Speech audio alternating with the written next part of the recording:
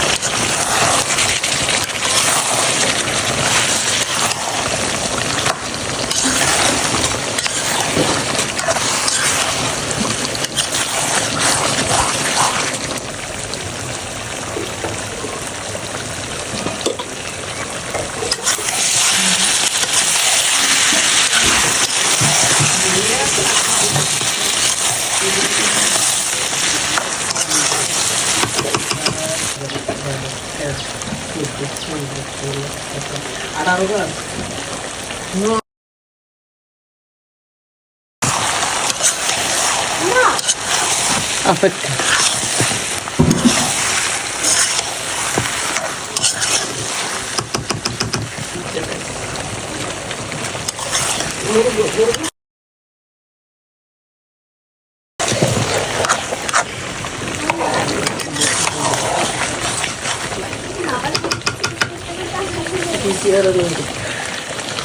গ্রামীণ পরিবেশের রান্না আপনাদের মাঝে শেয়ার করলাম।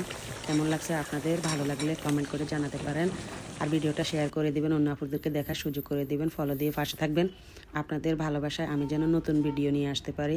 আপনারা আমাকে সহযোগিতা করবেন, আপনাদের ভালোবাসায় আমি যেন এগিয়ে যেতে পারি। আসসালামু আলাইকুম।